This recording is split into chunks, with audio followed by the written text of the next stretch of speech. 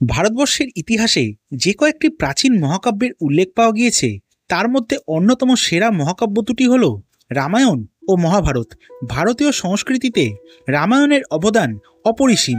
প্রচলিত আছে শ্রী রামচন্দ্রের জন্মস্থান ভারতের উত্তরপ্রদেশ রাজ্যের সরজ নদীর তীরে অযোধ্যায়, যাকে ঘিরে তৈরি হয়েছে রাম মন্দির। সময় করে একবার নিশ্চয়ই ঘুরে আসব। তবে আজ আপনাদের নিয়ে যেতে চলেছি কলকাতার নিউ টাউনে অবস্থিত রাম মন্দিরে, যেখানে পূজিত হন শ্রীরাম, ভাই লক্ষণ, মা সীতা এবং বজরঙ্গবলী। এছাড়াও মন্দির প্রাঙ্গণে রয়েছে আরও বেশ কিছু মন্দির। এখানে কিভাবে আসবেন, মন্দির কখন খোলা থাকে ইত্যাদি আরও কিছু তথ্য নিয়ে থাকছে আজকের ভিডিও। একদিনের ভ্রমণে চলুন ঘুরে আসা যাক কলকাতার রাম মন্দির থেকে। ছুটির দিন ঘরে বসে থাকতে একদমই ভালো লাগছে না, তাই সকালবেলা প্ল্যান করলাম বেরিয়ে পড়া যাক আপনাদেরকে নতুন একটা জায়গার সন্ধান দেওয়ার জন্য। তাই এই মুহূর্তে বেরিয়ে পড়েছি আমার বাড়ি থেকে নিউ টাউনের উদ্দেশ্যে। আশা করি ভিডিওর ইন্ট্রো দেখে এতক্ষণে আপনারা বুঝেই গেছেন আমি চলে এসেছি অ্যাকচুয়ালি ইকো পার্কের 4 নম্বর গেটে, এবং সেখান থেকে যাচ্ছি হচ্ছে আজকের আমার ডেস্টিনেশন রাম মন্দিরের উদ্দেশ্যে। এই রাম মন্দির আপনারা কিভাবে আসবেন, কখন কখন খোলা থাকে, সমস্ত কিছুই থাকবে আজকের এই ভিডিওতে। তাহলে ভিডিওটা স্টার্ট করা যাক। চলুন রাম মন্দির আসার রাস্তা কিভাবে আছে সেটা একবার এক নজরে দেখে নিন। কলকাতার যে কোনো প্রান্ত থেকে নিউ টাউন রাম মন্দির আসতে পারবেন, তবে সুবিধা হবে যদি উল্টোডাঙ্গা থেকে আসেন। শিয়ালদাহ থেকে বিধাননগর স্টেশন ট্রেনে কিংবা বাসে আসতে পারবেন। সেই ক্ষেত্রে দুটো রাস্তা রয়েছে। উল্টোডাঙ্গা থেকে স্ক্রিনে দেওয়া যে কোনো একটি বাস নম্বরে চিনার পার্ক আসতে হবে, সেখান থেকে ইকো পার্কগামী বাসে 4 নম্বর গেটে নামতে হবে, এবং অপরটি উল্টোডাঙ্গা থেকে স্ক্রিনে দেওয়া যে কোনো একটি বাসে বিশ্ববাংলা গেটে নামতে হবে, সেখান থেকে ইকো পার্কগামী বাসে 4 নম্বর গেটে নামতে হবে। রাম মন্দির আসা কিন্তু খুবই সহজ। আপনারা বিধাননগর স্টেশন নেমে সেখান থেকে আদারওয়াইজ চিনার পার্ক হয়ে আসতে পারেন, কিংবা নিউ টাউন হয়ে বিশ্ববাংলা গেট, নারকেল বাগান হয়েও আসতে পারেন। আমি চিনার পার্ক থেকে বাসে চলে এসেছি এখন নবাবহাট, বা যেটা বলে ইকো পার্কের 4 নম্বর গেট। সেখান থেকে আপনারা 10 টাকা দিয়ে টোটোতেও যেতে পারেন রাম মন্দির। আমি হেঁটেই যাচ্ছি। আর এই যে দেখতে পাচ্ছেন, এটা হচ্ছে হরিণালয় যাওয়ার রাস্তা আর ইকো পার্কের 6 নম্বর গেটে যাওয়ার রাস্তা। চলুন, সামনেই দেখতে পাচ্ছি বিশাল বড় এক হনুমানজির মূর্তি। সেই দূরে দেখা যাচ্ছে নবাবহাট বা ইকো পার্কের 4 নম্বর গেটের বাস স্ট্যান্ড। আর আমি হাঁটতে হাঁটতে চলে এসেছি এখন, এই সামনেই দেখা যাচ্ছে রাম মন্দির। আর চারপাশে দেখতে পাচ্ছি বেশ গাছপালা দিয়ে সাজানো, আর অনেক রকমের কালারের ফুল ফুটেছে। যদি আপনাদের ইচ্ছা হয় যে আমার মতো হেঁটে হেঁটে আসবেন, তাহলে ওই 10 থেকে 15 মিনিট মতো লাগবে। দেখুন, এই দিক দিয়ে আমি হাঁটতে হাঁটতে এলাম, আর এখানে সম্ভবত পার্কিং রয়েছে, সমস্ত দোকানপাট রয়েছে, কিন্তু এখন বন্ধ। আর এই হচ্ছে একটা আইল্যান্ডের সামনেই দেখতে পাচ্ছি এইদিকে দূরে হনুমানজির মূর্তি, আর এই হচ্ছে রাম মন্দির। ঘড়িতে এই মুহূর্তে সময় হয়ে গেছে একদম 3:00, আর আমি পৌঁছে গেছি মন্দিরের গেটের সামনে। সবেমাত্র পুরোহিত মশাইরা ঢুকলেন। মন্দির খুলবে ওই 5-10 মিনিট পরে। আর বাইরের সমস্ত ডালার দোকানগুলো এখন খুলছে। এখানে কিন্তু ডালা শুরু প্রায় 51 টাকা থেকে, একদম কম দামের 51 টাকা, 101 টাকা, 151, যেরকম আপনাদের পছন্দ সেরকম কিন্তু আপনারা পুজো দিতে পারেন। তো এখানে পুজোর জন্য কি কি পাওয়া যাচ্ছে প্রসাদ আপনাদের একবার দেখিয়ে দিই চলুন। সমস্ত দোকান রয়েছে, এগুলো হচ্ছে খাবারের দোকান, চা, বিস্কুট, জল এই সমস্ত পাওয়া যাচ্ছে। আর এখানে ডালার দোকান খুলছে। এই যে দাদা এখানে ডালার দোকান খুলছে, এখানে সমস্ত লাড্ডু, ফুল, মালা, ধূপকাঠি সমস্ত কিছু পাওয়া যাচ্ছে। যদি চান যে আপনারা গাড়ি নিয়ে আসবেন, গাড়ি কিন্তু নিয়ে আসতে পারেন 4 চাকা এবং 2 চাকা। মন্দিরের ঠিক অপোজিটে এই সাইডে একটা জায়গা করা রয়েছে, এখানে কিন্তু আপনারা 2 চাকা এবং 4 চাকা নিয়ে এসে কিন্তু রাখতে পারেন। মন্দিরের ভেতরে প্রবেশ করে গেছি, খুব সুন্দর লাগছে।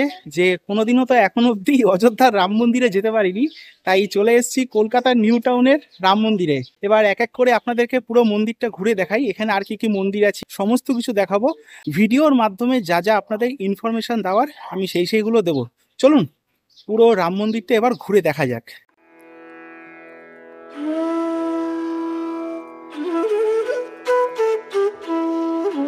সপ্তাহে 7 দিন সকাল 6টা থেকে দুপুর 12টা এবং দুপুর 3টে থেকে রাত 9টা অবধি মন্দির খোলা থাকে। প্রবেশ করেই ডান দিকে দেখতে পাবেন বিশাল বড় 151 ফুটের বজরংবলীর মূর্তি। তার সামনেটায় খুব সুন্দরভাবে সাজানো এবং তার সামনেই রয়েছে রামায়ণের প্রেক্ষাপট, যেখানে দেখানো হয়েছে রাবণ যখন মা সীতাকে হরণ করে নিয়ে যাচ্ছিলেন, জটায়ু বাধা দেওয়াতে রাবণ তার ডানা কেটে দেয়। ঠিক বাদিকে রয়েছে সৎসঙ্গ বাটিকা, যেখানে সকাল 5টা থেকে 6টা এবং বিকেল 4টে থেকে 5টা অবধি ভজন সঙ্গীত হয়ে থাকে।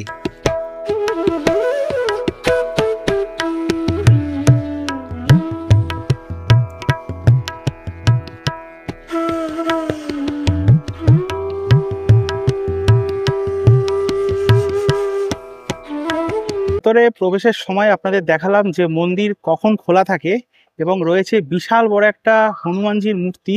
এই হনুমানজির মূর্তির উচ্চতা হচ্ছে 151 ফুট, মানে ভাবা যায় না, জাস্ট বিশাল বড় একটা হনুমানজির মূর্তি।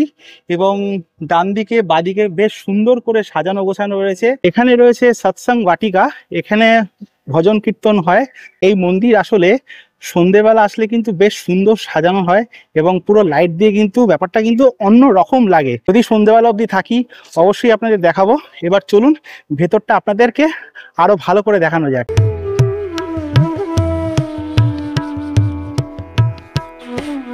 কিছুটা এগোলেই ডান দিকে রয়েছে একটি জলাশয়, যার উপরেই বিরাজমান নীলকণ্ঠ মহাদেব। গলায় রুদ্রাক্ষের মালা, পরনে বাঘের ছাল পরিহিত বস্ত্র দেখতে অপূর্ব সুন্দর লাগছিল। এবং তার নিচেই রয়েছেন বিভিন্ন দেবদেবীর মূর্তি, কার্তিক, গণেশ, এবং তাতেই লেখা রয়েছে রাম রাম।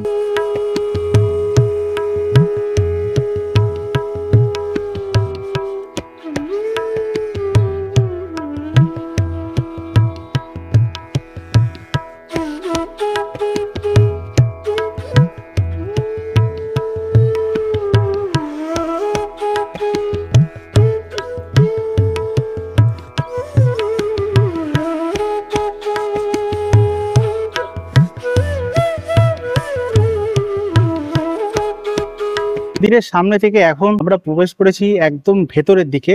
ভেতরে কিন্তু মোট 4টে মন্দির আছে। একটা হচ্ছে বালাজি বাবাসা মন্দির, আর একটা হচ্ছে জিউ মাতা মন্দির, আর এখানে হচ্ছে জয় শ্রী শ্যাম মন্দির, আর এখানে কিন্তু হচ্ছে বেশ কিছু মন্দির আছে। তো চলুন এক এক করে আপনাদেরকে ঘুরিয়ে দেখাচ্ছি। আর বেশ ভালো লাগছে। আর মন্দিরে সব থেকে প্রথম আমি ঢুকেছি। এখন মন্দির কিন্তু ফাঁকা ফাঁকা আছে, এই সময় কিন্তু একদম সুন্দরভাবে ভালো করে আপনাদেরকে ঘুরে দেখাতে পারবো। এরপরে ভিড় হয়ে গেলে কিন্তু আর দেখানো যাবে না। তাই চলুন ভালোভাবে সুন্দরভাবে আপনাদেরকে পুরো মন্দিরগুলো ঘুরিয়ে দেখাচ্ছি। রাম মন্দিরে প্রবেশের সময় দেখতে পাবেন শ্রীকৃষ্ণের কালিয়ানাগ দমনের দৃশ্য ফুটিয়ে তোলা, সাথে অনেক দেবদেবীর মূর্তি। পাশেই আছে 7টি ঘোড়া বিশিষ্ট একটি রথ, যাতে রয়েছেন ভগবান বিষ্ণু। মূল প্রবেশপথেই রয়েছে মহাদেবের একটি মূর্তি। মন্দিরের ভেতরে প্রবেশ করেই দেখতে পাবেন চোখ ধাঁধানো অসংখ্য কাচের সূক্ষ্ম কারুকার্য, সাথে নানান বিগ্রহের মূর্তি। মূল গর্ভে বিরাজমান শ্রীরাম, শ্রী লক্ষ্মণ, মা সীতা, তার ডান পাশেই আছেন রাধা ও শ্রীকৃষ্ণের বিগ্রহ, এবং বাদিকে আছেন নারায়ণ ও মা লক্ষ্মীর বিগ্রহ। এছাড়াও মন্দিরের ভেতরে বিরাজমান প্রভু জগন্নাথ, বলরাম, সুভদ্রা। মাঝখানের একটি কাচের ঘরে রয়েছেন শ্যামবাবা, মা দুর্গা, মা কালী এবং বজরঙ্গবলীর বিগ্রহ। রয়েছে সতী মাতার বিগ্রহ। প্রতিটি দেবদেবীর বিগ্রহকে খুব সুন্দরভাবে সাজিয়ে তোলা হয়েছে।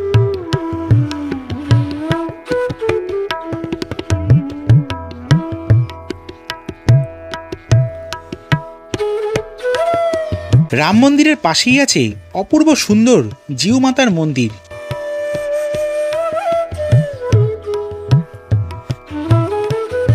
পাশেই তৈরি হয়েছে শ্রী বালাজি বাবুসার মন্দির। মূল গর্ভগৃহে রয়েছে শ্রী বালাজি বাবুসার মূর্তির পাশেই বিরাজমান পঞ্চমুখী হনুমানজি ও মা শেরাওয়ালির একটি মূর্তি। সাথে রয়েছে বিশালাকার একটি শিবলিঙ্গ।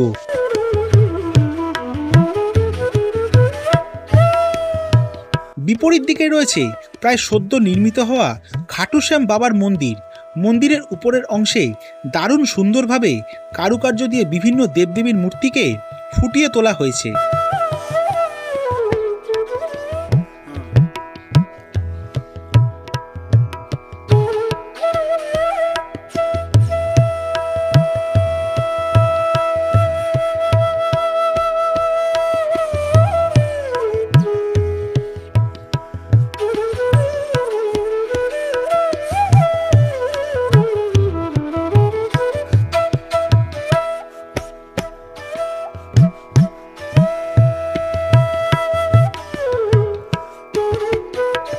তাহলে প্রত্যেকটা মন্দির আপনাদের ঘুরিয়ে দেখালাম। মোট কিন্তু 4টে মন্দির আছে। মন্দির তো ঘুরলাম, কিন্তু এবার তো পুজো দিতে হবে, তাই বাইরে যাচ্ছি ডালা কিনতে।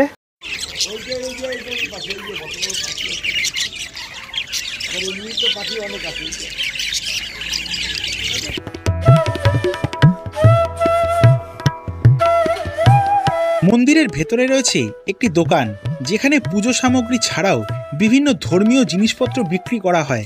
আর মন্দিরের ভেতরে ধূপকাঠি, মোমবাতি জ্বালানো নিষেধ করা আছে।